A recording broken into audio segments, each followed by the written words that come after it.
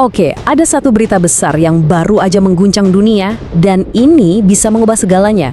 Meninggalnya pemimpin tertinggi Iran.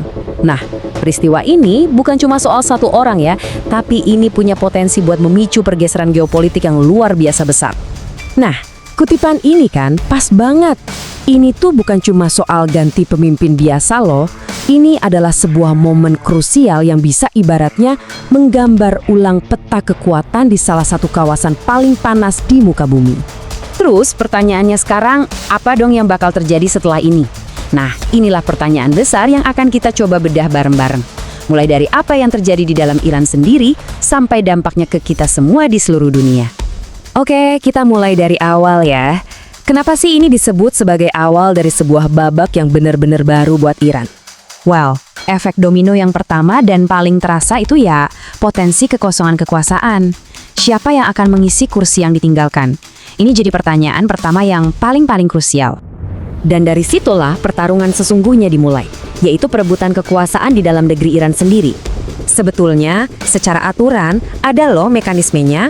Ada badan yang namanya Dewan Ahli yang tugasnya ya milih pemimpin baru.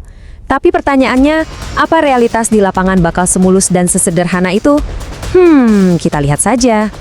Nah, disinilah letak masalah utamanya. Di satu sisi ada kelompok ulama dan pemerintah yang pastinya ingin semuanya tetap berjalan seperti biasa, status quo lah. Tapi di sisi lain ada garda revolusi. Mereka ini bukan sekedar tentara loh, mereka ini raksasa ekonomi dan politik yang punya agenda dan ambisi sendiri. Tarik ulur antara dua kekuatan besar inilah yang akan sangat menentukan Iran ke depannya. Oke, dari urusan internal, sekarang kita lihat gelombang dampak yang kedua.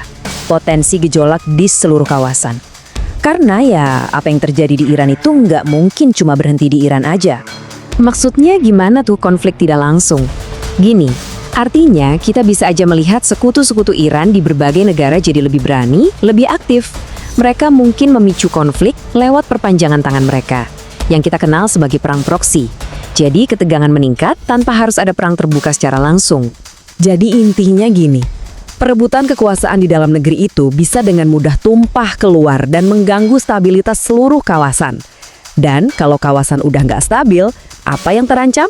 Tentu saja jalur perdagangan energi yang sangat vital bagi ekonomi seluruh dunia. Dan ini tentunya ngebawa kita ke gelombang dampak yang ketiga, guncangan ekonomi global. Coba deh perhatikan, semua mata sekarang pasti tertuju ke satu tempat, Selat Hormuz.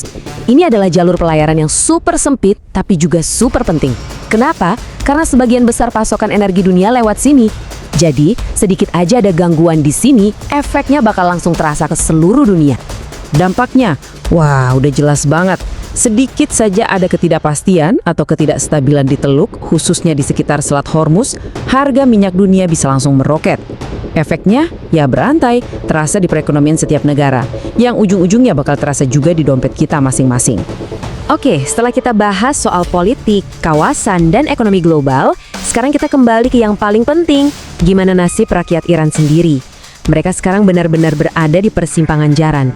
Ini nih dilema terbesar yang dihadapi masyarakat Iran sekarang. Apakah momen ini bakal jadi pemicu buat reformasi dan perubahan yang udah lama ditunggu-tunggu? Atau sebaliknya, kekuatan-kekuatan lama justru akan berjuang mati-matian buat mempertahankan sistem yang sudah ada? Tapi penting banget nih buat kita ingat ya, semua yang kita obrolin ini masih sebatas skenario. Masa depan Iran itu belum tertulis, masih banyak sekali faktor yang akan mempengaruhinya, mulai dari keputusan-keputusan politik sampai bagaimana rakyatnya akan merespons. Jadi, kita sampai di ujung pembahasan ini dengan satu pertanyaan besar yang menggantung. Apakah ini benar-benar awal dari sebuah perubahan besar, atau justru ini cuma babak baru dari ketegangan yang lebih rumit?